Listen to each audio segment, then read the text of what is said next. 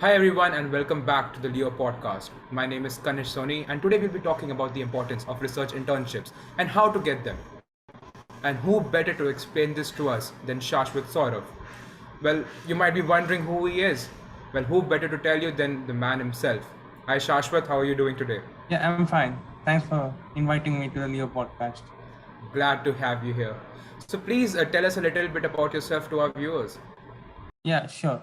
So I'm Shashwat Sourav. So currently I'm in my second year of BSc degree in engineering sciences at Indian Institute of Science Education and Research, Bhopal. So currently my research interests lie at the intersection of astrophysics and machine learning. So as I move forward in my research career, I want to see combine these two aspects of science and work on that. Wow. So can you explain what exactly is astrophysics and how you can relate it to machine learning? Yeah, so basically, astrophysics takes into account both astronomy and your physics. Normal physics, which you apply, your mechanics, and your Newtonian equations that you apply. So, how can you use it to study the effects, the relativistic effects around the planets? So you have these nebulas, you have supernovas, you have a lot of things. So, how can you understand? Okay, so if there's an explosion, suppose there's a supernova and there's an explosion. So, what is the rate? The wind speed will be there. So when the no supernova is exploding, so what will be the speed of that explosion at what time explode? So to find these type of answers, you need physics to explain it, and at the same time, you should have a basic definition of what is a supernova is. So basically, you can compare it like this. So astronomy gives you a definition, and now I have an open problem in that. So how do I compute it? So physics comes into play. Yeah. Okay. Wow, that's actually pretty interesting. How did you get into this field? Yeah. So basically, I had a role model. Currently, he's also there. So there's this guy, Anshuman Acharya, who is currently pursuing his PhD in astrophysics at Max Planck, Germany. So basically, I had met him on Quora. So he writes a lot about astrophysics and how one can pursue a research career in that. So I got inspired by him because, like me, he had also gone to California to do his internship in second year only. So because of COVID, I'm at home. I'm not unable to go. So yeah, so looking at him, getting inspired by him. So that's how it started. That's actually pretty inspiring. It's very rare to find some role models online. I think that's great. Can you explain what the difference is between like research and corporate internships? How they differentiate between each other? Yeah. So basically, what happens is like in a research internship, it does not like in a corporate one. What happens? There is a traditional way. You give a coding interview, then you have certain mobile telephonic interviews, and then you have a spot on the spot interview. So this is a similar case when you go for research internships. Basically, there are certain programs, summer programs like the LEGO India. There's MITAX. There's DAD. So basically, people those who are pursuing a BSc career in research, basic sciences. So and there should be in third year to be eligible for these kind of programs, to apply for these kind of programs. So there's a similar process in that. The difference is that in a corporate one, you don't require anyone a statement of purpose, basically SOPs, which we call. Basically, it's about your talent, whatever you have, whatever knowledge you have. In a corporate one, you just apply in the coding interview and just feel free in the normal telephonic interviews and then the on the spot in the interviews that happen. But when you're applying for a research internship abroad or in India also, there are certain programs like the SRPF and the TIFR, the Visiting Students Research Program, Mumbai. So what they actually ask is that an SOP, statement of purpose, like why you want to work in this particular field. Because research is about finding new things. It's not like you just have something and you just apply it. Corporate, like if I had to tell about engineering, what you do is you have certain kind of equations which have been derived. You just have to apply it to solve certain problems. In data structure algorithms also, you have a question, you know what type of data structure I have to use, and then apply it. That's it. But in a research internship, why should not I develop a new data structure? So that's the question. To do that, you need a motivation. How did this come into you? Like, why do you want to pursue? So that's what a professor wants to know. Now there are hundreds of professors working on the same field. But if you're applying through a program, so if you're applying to a particular professor, so you should be very particular in why you want to do under me only. There are other professors also. So you should be very specific in why you want to do with him. Like you read certain kind of research paper in which he was the main author. You can say that, sir, I read this paper and you had an open problem on which further research can be done. So that's why I wanted to work under you. And you can say what things you liked in that research paper. That will get a good impression. Like the professor will be able to know that, okay, this guy does have an idea of what he wants to do. So that increases your chances. So SOP is the one. And one thing, referrals. Referrals are quite common in corporate internships also, although I don't have much idea about them, but there are referrals, you should get it for especially Google and Microsoft, I think. And but in research internship, in big programs, research programs that happen in US or in Japan, so you need to have 2 referrals at least. Like the professor, another professor from your college or who knows you very well, who knows about your skill set and all, he or she should tell that, okay, you should take this guy because this guy has these skills. He did some good work under me, so you should take him or her. Okay, so basically SOP and LOR, there's a lot of emphasis on that. And so of course that will be a major difference because in corporate it's basically your resume, your CV, which college you're graduating from, etc. So you have interned in Japan, USA, Switzerland, Germany, New Zealand, UK, Australia, and even in India. I think the only continent left is Antarctica. So what do you feel is the biggest difference between doing an international and a national research internship? So I will answer this in the keeping in mind if someone in his first year or second year of undergraduate. So basically you are not eligible for these big summer programs. You should be in your third year or above to be eligible. But if you're still like you want to do internships, you want to work under professors, try to go beyond your college curriculum. So what you need to do is you have to write a good email. You should know the art of writing email. So in India, I will give a breakthrough of how it happens. So in India, the professor does not expect you to be very specific. So once you write that you are in second year or in first year, the professor automatically knows that this guy is new to research and he's just starting.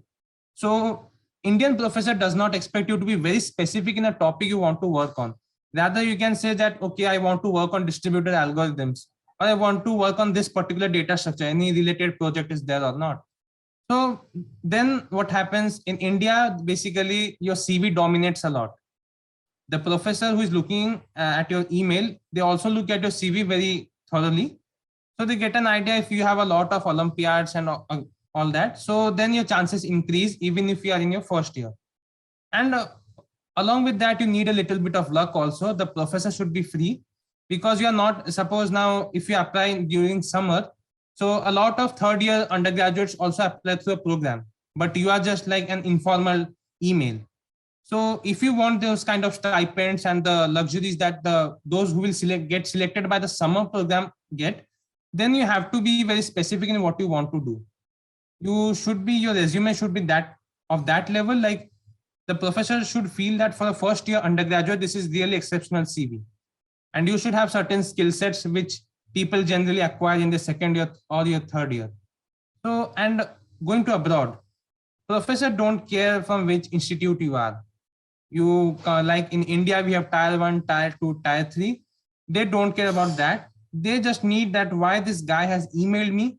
Does he have any open problem on which he or she can work under me?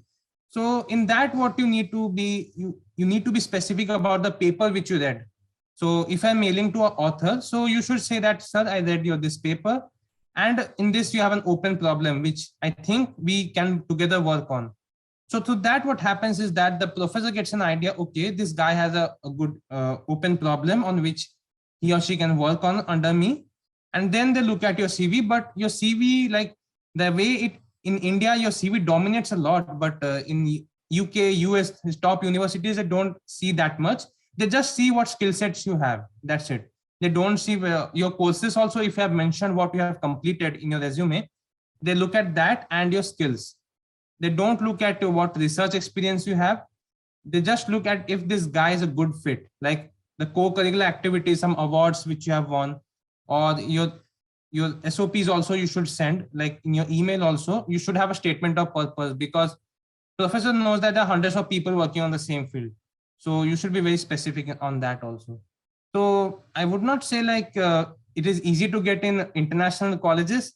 It all depends on how specific you are, and being specific is not easy. Like you read a research paper and trying to find an open problem from that, it's very difficult. So in India, what happens, you don't need to be like try to find an open problem from that paper. The professor understands, okay, this guy has a specific reason, so let me take him in. But international professors won't get satisfied very easily. They should know, like they should find something that differentiates you from the others. Because in a single day, a professor receives around hundreds of emails for internships and all projects. So you should make your email stand out. You should be very pinpoint in what you want to do. A short email, but it should be to the point, like why you want to work on that shit. Wow. Okay. So basically, in India, it's more about CV dominant. You read a research Yeah, paper. yeah. The professor might, take you in, and then they will tell you ki these are the open problems, and you can work on one of those. Yeah. But abroad, it's like you have to tell them ki what you want to work on, and they will then guide you if they think that it's worth working on. Wow. Okay. That's a very major difference, and I think that anyone who's not sure of what they want to do, they should first go for an Indian research, and then after when they're sure, okay, you know what, I do want to go in astrophysics, then they can look up to different research papers. And I'm assuming that the email IDs that you were talking about, mailing them, you get them from the research paper itself, the ones which you read? Yeah, sometimes you get it from the research papers, like they mention it. Others, they just write the college name, so you can go to their college website and then check in the department section about, suppose it's astronomy, so you will check the professor ID will be there. So, and one more advantage is that when you like informally you mail them, if they like your work, then they will encourage you to apply for the program, through which you will get some stipend also. Like for me, like I'm working at IIT Ropar with one professor on distributed algorithms. So he has offered me to a summer project already, in which I can come to Ropar in summer and work like a fellowship program. So like it's more about informal mail. Like people say that's okay, it's very easy, but you should make the most out of it. Like if you are mailing, you should do some good work, like impress that professor, then only they will give you a lot of things. You should not worry about that. They have a lot of things, they have a lot of resources. It should be you who should work properly, and then they will just offer you a lot of things. So Okay. Would you say that when you did these international internships, were there any language barriers you felt? no, like English is very common. It's but what I have observed is that basically in countries like France, Italy, so they want you to be a bit comfortable with the regional languages, like it's French and Italian. Yeah. So in those two countries, I have observed that this is a bit common, but rest all, I think English is okay. Even in Germany, there is no pressure to learn German or understand. No. Okay, that's good, because I think Germany is a go-to for a lot of students for masters also, so that becomes easier for them. Okay, so now let's assume I'm some first year student in a second or third year college, okay, and who wants to get a research internship, but I have no experience, I've not done any research in this field.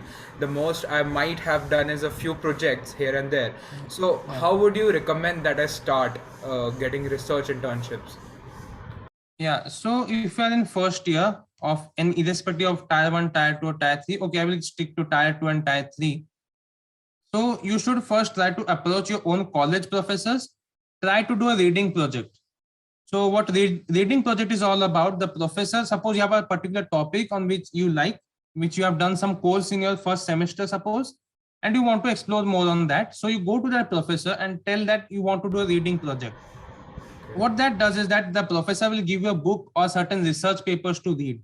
What happens is that when you are doing internships, you do read some research papers, because if you see a paper, at the end there are a lot of references. Like if we took this from this paper. Correct, so what happens, you should be you will know the art of how to read a research paper. It's not easy. Like reading a lot of equations which are very new. Like you don't know how this came, like the derivation of that equation. what happens that if you do a reading project, then that will at least help you then get an idea like how a research paper is read. Should I mark the important points or not? I should underline these things because these are important. After that, the professor generally calls you for a presentation. So you just explain your professor that these are the key points in this paper. Then the professor might ask what is an open problem from this paper, which you can tell. So if you are able to tell that, then you can like yourself believe that, okay, I've got something out of this paper. So what happens that next time when you mail a professor for internship, so you can add it in your resume that I did an informal reading project, or you can say reviewing paper that. So what you will tell is that I read this paper and I tried to find an open problem. You will mention whatever you did in that resume part. So that will give a professor that idea that if this guy is mailing me to work on this specific topic, then yes, he has some knowledge, some prerequisites that are required to pursue this internship. So that improves your chances. If you are in a first year and you are in tier 2, tier 3 college, especially US, as I said, they don't care from which institute you are, even though they like, I will say like MIT, Stanford, Harvard professors, they don't know a lot about IITs. It's only the children that create the hype. So I am from IISER, and you don't expect that they will be knowing a lot about IISERs and IITs and NITs and all. What stands out is how specific you are. Resume is a part of the equation, but your main is your email, how expressive you are, how specific you are in what you want to work on. So whether you're in tier 2, tier 3 college, it does not matter. You should have that motivation to do research. So that's all. Okay, so even if you're just a beginner, start reading research papers, understand what you like, what you don't like, try to create some sort of a summary of it, and try to find some open problem which you like, and then you can go ahead and work on that. Yeah, I think that's a very good way for anybody who's a beginner to start, irrespective of which college they're from. So is that also how you started? Which was the first internship you did? Yeah, so I should say I was lucky enough that I got through the summer internship program at IIT Indore. So I think I worked under Santanu Manna. He's from Department of Mathematics. I worked on earthquake statistics. So before starting that, I had no idea how to read research papers. So it was just my starting. Like I wanted to do everything under the professor, like whether it's a reading project or it's internship. What happens is that the professor gives you a deadline to complete it. Some professors give, some don't stress you that much, but some do give you some deadlines if they have some issues with the scheduling. So they tell you give this deadline. So what happens that in your mind, it remains that, okay, I have to complete this within this week. I have to do certain amount of work, so I have to complete it. So that's help you be very systematic in what you want to do. So basically he gave me first a research paper to read, and then I just highlighted certain important points from that paper, and then I just summarized it in front of him. So what are the key aspects of this paper, and what I think can be done as an extension of this paper, like the future work. Then he gave me a problem, an open problem to work on. Then I completed the work, like I used the equations which are given in that research paper which I did, and then implemented on my own data set, and then find out the output. So that's how my first internship went. And actually what helped me that in that internship was how to read research papers. And I did not know MATLAB or Python also. So before starting that internship, I just knew C and C++, that's it. But after completing that internship, that forced me to, come out of my comfort zone. So Python was not my comfort zone. Like I was thinking like C, C++ is enough. So, but then there are certain aspects you need to work on. So Python, MATLAB were the two biggest achievements that I had from that internship. And then I did my second internship in my first year itself at Delhi University. That was on astrophysics. That was on doing data simulation of a supernova type 1c. And starting that, I had an idea about how to read papers. So reading papers became very it was okay. I was comfortable. I finished it in 1 month reading. They gave me around 2 research papers to read and summarize them. Then they gave me a problem to work on using Python and MATLAB. So the experience which I gained from the first internship at Indore, that helped me a lot in Delhi University. So even if you don't have prerequisites certain that are required in that internship, so you can fulfill those after completing that internship. So the main aim should be like once you complete that internship, you should develop yourself. Like you should see some developments in yourself, in your skill set or anything, your personal development. Very true, very true. So we have covered, how you can start off by applying by just cold mailing these different professors. So Yeah. how do you write? How do you format your mail so that the key points are covered first and the professor actually does go through the mail? Like, how did you develop that skill? Yeah. So basically, what if your professor reads your mail or not, that determines what subject you give. So your subject should be a good one. Like it should be request for a research internship or summer research project on this topic under your guidance. So this is the normal template which I follow. And then I keep the mind in a time zone in which they are, because in US you have 4 time zones, and now there is this daylight saving in US, UK and all. So they are extra 1 hour behind. So you have to be very specific at the time you're mailing, and then just good morning, greetings of the day. Then I start with where I'm like currently what I'm pursuing my degree. And then at a macroscopic level, I say my research interest like astrophysics, machine learning. Then I try to dig deeper. In the next paragraph, I say on which basic aspect I want to work on. So basically you should write the paper which you read, and then you should try to write an open problem, which you should find from that paper after reading that. So while you're reading that paper, you should spend around every day 2 to 3 hours because finding an open problem from a paper is not easy. Some professors do write in their conclusion that this is an open problem, but most of them don't write. So you have to find out yourself. So once you find that out, you can mention it. Even if I'm not able to mention it, just write the particular topic on which you think some future work can be done in that paper. So suppose in machine learning, we have variational autoencoders. So if I'm not able to say how to in future of the work which has been done in that paper, how to apply variational autoencoders as a future work. So you can just say that, sir, I think I like this topic on variational encoders, how you had used it in your paper. And I think that there's some certain applications in the future which can be done. So that basically gives an idea about to the professor that, okay, this guy wants to work on variational autoencoders, and that's how he wants his research career to be. Like he should do his master's and PhD in variational autoencoders. And lastly, while concluding, you should write that how will working under him or her help you. So you can write the research experience and the knowledge that you will get that will help you to be ready for the future challenges that you face while doing a master's or PhD. So that basically gives a good impression to the professor that this guy is really serious about research, and not that he wants a job after graduating with a BS degree, because like people do get jobs after BS degree, but if you want to go for a research role in any company, so completing a master's and then going for it, it's a good option. But if you are in your 3rd or 4th year or in 2nd year also, you should be very serious about research, because professors don't like the fact that this guy is going for a job after completing his BSc degree.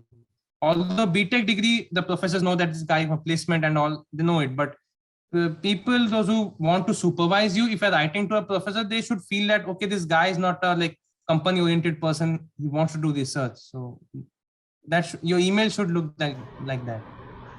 True, very true. So basically, you have to be really interested in research to go into this. You do not half-ass your way through this. Okay, that's a very good point you have made.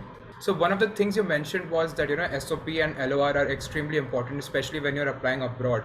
So how do you let's start off with SOP first. So how do you frame your SOP? How many words should be in that? What should be mentioned? What should not be mentioned? How do you decide that?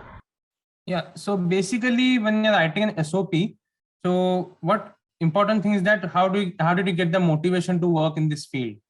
Even if you are in 2nd year or 1st year, you should be write an SOP like why did you want to work in this field only. So to write that, you should first start off like how did the interest develop, whether it was in a high school or any course you took which influenced you a lot. And then you can write down the topics in which you want to work on. Like suppose there's a topic on supernovas. There are a lot of things in supernova, like there's explosion and there's formation and all. So you should write which particular aspect you want to work on. So in that you have to write, okay, so I am interested in this supernova explosion, and then you should mention some books you read or a research paper which you read. So what basically happens, like the evaluation will be done by an admission authority, and also the professor to whom you want to work on, under whom you want to work on. So if you can mention in that SOP, like the research paper you read, or anything, that why basically you want to work in this, which what drives you forward. Like you might be having some kind of a, like in your second year you are not very clear about topics because you have done very few courses. So but still you should write, okay, whatever I have learned, you should have a clear thought about it.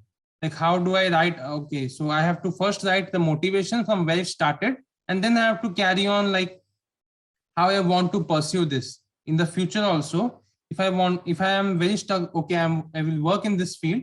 So I should write what are my future plans, how this research internship in this particular college under this particular professor will help me achieve that goal. So that is very important. So three parts, basically how it started, and then what things, like anything extra you did. Like suppose I can write by starting that my teacher gave me this book to read, I got influenced.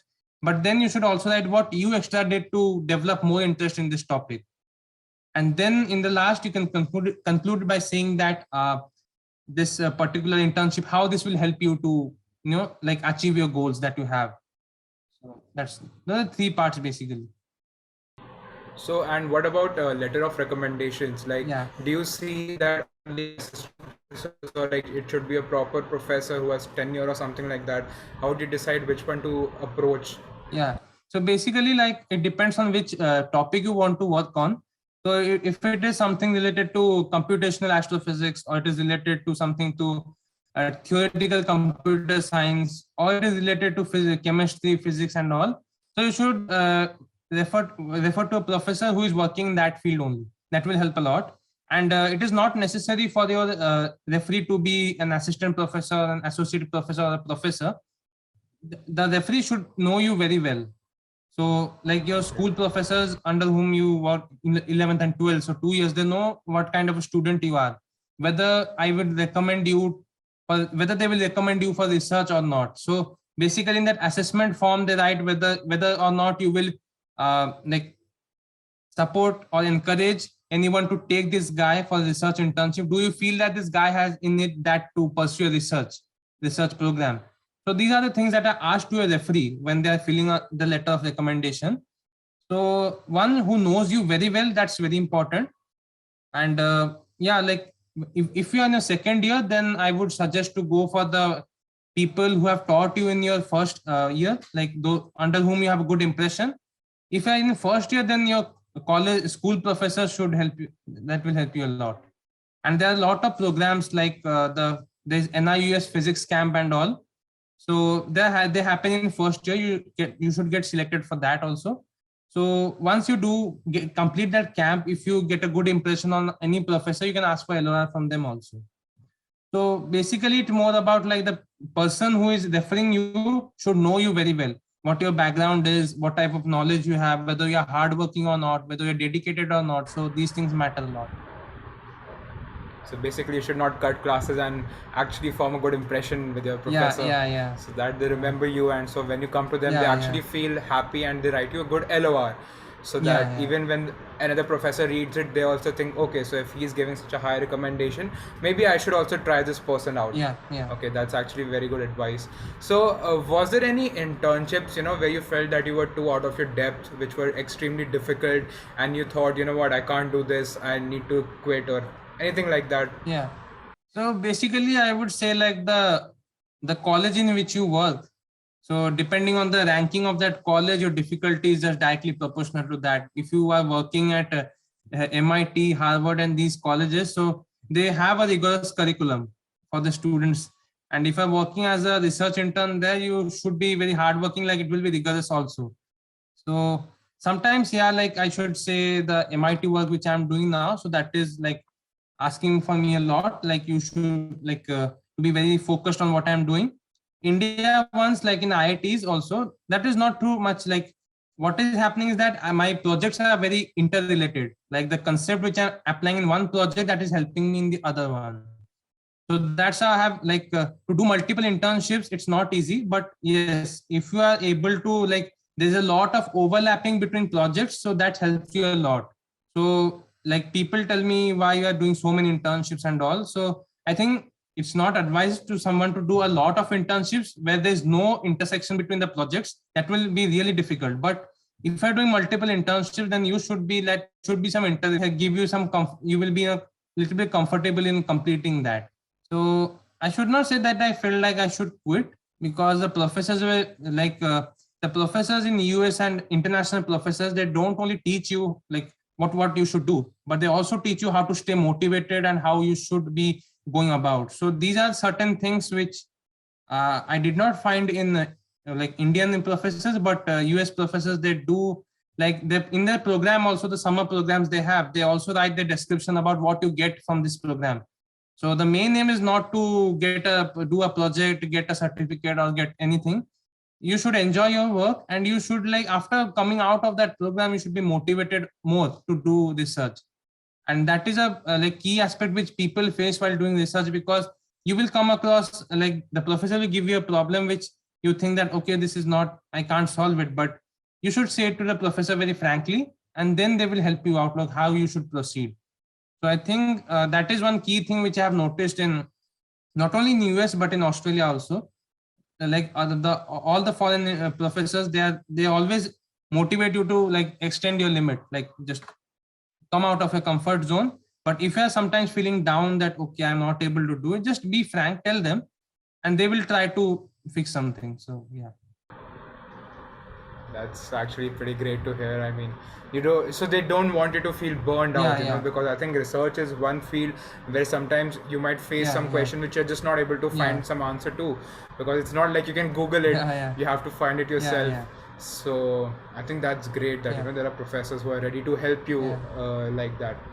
So would you say that there is any one university which is very great for research, which you should definitely aim for if you're in this field?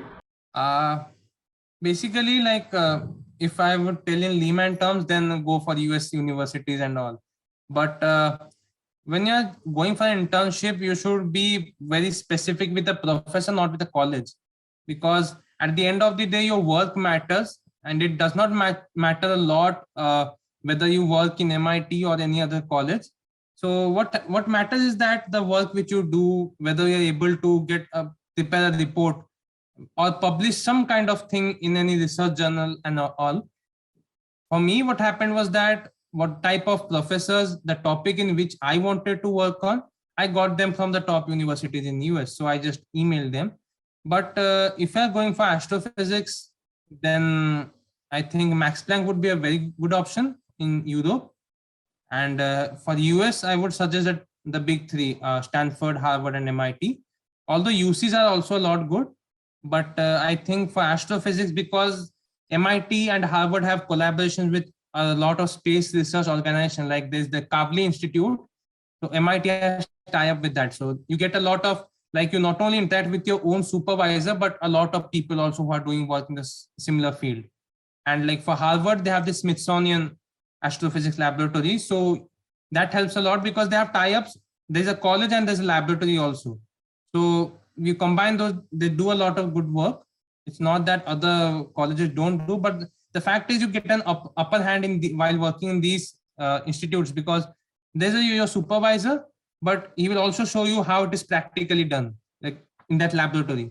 So yeah, so because of these three have collaborations with certain laboratories, so that's why I would prefer them. And for Europe, I think Max Planck is a good one. Okay, so professor is extremely important, but if you can, then if you're able to find a professor in the top three, that would be the best because of the collaboration with various different laboratories. That makes complete sense. So since you do a lot of internships simultaneously and they're all in different time zones, like how do you plan your day? How do you not just have no sleep at all? Like my 24 hours is like it's 6 hours of sleep and 18 hours of work. So that's how my day goes on. Like Saturday, Sunday, I'm a bit free. Like professors don't generally work on weekends. That is for me, like Sunday is a bit like I can a bit relax, but Monday to Saturday it is a lot of work, like around 17 to 18 hours of work. So basically, I try to make a timetable, like simple one, a timetable, like I should plan, like I should work these things during the day, this in the afternoon, and this in the evening. So that's how I go about it. Yes, my pace of working is a bit slow because there's a lot of work, but still, like I have collaborated with my professors for long-term internships. I don't want to work for 2-3 months. Rather, it should be 6-7 months or even a year, because I plan to like publish some papers also, so that will take a good amount of time and dedication. So that is a big advantage when you mail professors, because the summer programs, they are only for summer, like the 3 months, May, June, July. And after that, you can't stay in that campus and work. You have to return to college for a semester. And yeah, I'm like, I mean, you can collaborate with the professor to work informally after that, but it's very difficult because the professors also have other things to do. So that's what happens. Like uh, while mailing, you can like collaborate and agree on a particular time, like I should work for 1 year or 2 years and all. So that what helps, that it gives you a lot of time, because you also have, I also have my exams also. So in that I can just adjust. If I'm working for long term, then I can somehow adjust. If I'm working for only 3 or 4 months, then it's very difficult. Very difficult, yeah. Yeah.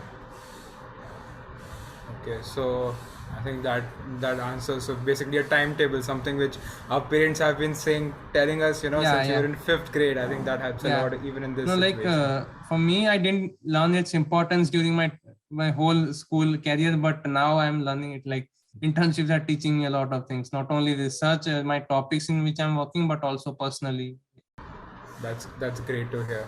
So, what are your future plans? What have you lined up for 2022 and beyond? Yeah, so 2022, I think I'm in second year. My third semester just got over, so my fourth semester will be starting January 3rd. So my plans are, first to like, I'm whatever projects I'm doing, I'm continuing that. So, and I also plan to go to Australia in my summer. With my professors agreed to for me to come to Australia in summer. So I'm looking forward to that. And apart from that, like I will be in third year around I think August the new semester will start. So I think I will be in third year at that time. So from that point onwards, I will try to apply for these programs, because like I think like mailing professors is a bit harder than applying for programs, because mailing you need to be very specific in what you want to do, as I was mentioning, because others the professors won't take you. They will either ignore your email or just say you a no. So that's the plan for now. I am not someone who looks a lot far ahead, but like take it day by day, and then so that's how I go.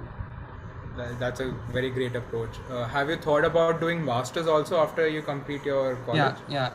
So basically, my plan after BS, I want to pursue a master's. So the projects which I'm doing now, so my main goal is to complete them in a proper way, create a good impression on my professor, so that when I will mail these same professors for my masters, they won't think, they will not give it a second thought whether I should take this guy or not, because they will think that this guy has done some good work under me during his undergraduate, so I should take him. So that helps you a lot when you do research work during your undergraduate. So that helps you a lot when you're applying for masters, because once you get that consent from the professor, and when you're applying to that institute, that just becomes a cakewalk. Like it's just a formality now. It's not like you have to face a competition. Okay, damn, that's a very good approach then. Everybody, please contact some professors then. So you're aiming for the big three in US, or you're thinking of going to Max Planck in Germany? Yeah, so basically MIT, Harvard and all, they like, it's not that the professor gives you consent, you don't have to face some competition. That is a difference between other college and these three. So basically I'm trying to make my research profile good, and my co-curricular is already good, like, but I still like to participate in some competitions. So what I have seen is that like what knowledge I have about applying for masters, they look at your co-curricular activities and your TOEFL and your GRE scores, what you have. That is a lot, that is a main deciding factor. Apart from that, your internships. But the one thing which they look for is that your research experience, that is a very important, because masters after that is just research. You and your professor, you are in your laboratory and doing work. So the professor should know that this guy has that temperament in him to pursue masters. So your research experience matters a lot. Along with that, your TOEFL and GRE scores. Okay. So I think that was any final tips you have for our viewers? Anything you would leave them with a note, something they should do, something they shouldn't do? Well, I will say to pursue a passion. Don't be in the fact that this is a tier 1 college or tier 2 or tier 3, because at the end of the day, it's you who are going to make the difference.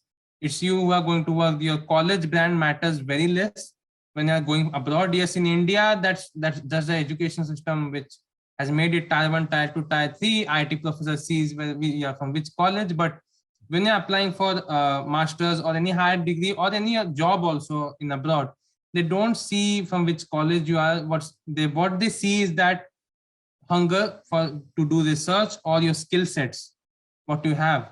Then it's about going through an interview round, and then you do well, and then you get to it, whatever your goal was. So I think you should pursue a passion. Like in India, what happens is that people say to go for medical or engineering. No one says to go for research.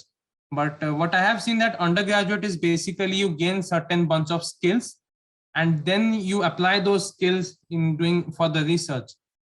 That includes the skills include whatever you learn, your normal coursework or programming and all, and the internships which you do, they just make you ready for the future challenges that you will face. So just a small request, like to all the viewers that don't think I'm from tier 3 college, I won't get opportunity and all that. Yeah, opportunities will come, and for me, I created those opportunities rather than waiting for these opportunities to come to me, because the professor won't be looking for you. It's you who are going to look for that professor. So try to create those opportunities, and just take out from your mind that you are in tier 1 or tier 2 or tier 3. Okay, that's great advice. I think a lot of people would have learned a lot of things. I myself, I had no clue about research internships, since I'm doing a BTech, so I'm completely in that field. So it's very different for me. But I had a lovely conversation with you, Shashwat. It was very great to have you on board with us. I hope we have another talk, soon. So I wish you a Merry Christmas and a Happy New Year, even to the audience. I hope you have a lovely year ahead. Hope you have a great time in Australia.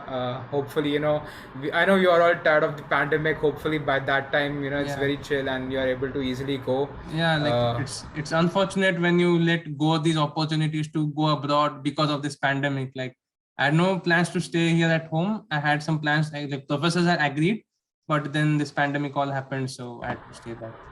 Very true. I think it has been hard on every one of us. It's been almost 2 years now. So I really hope that 2022 is better for everyone, and we do stuff that we missed out on in the past 2 years. So thank you everyone for tuning into this episode, and we'll have another episode for you soon.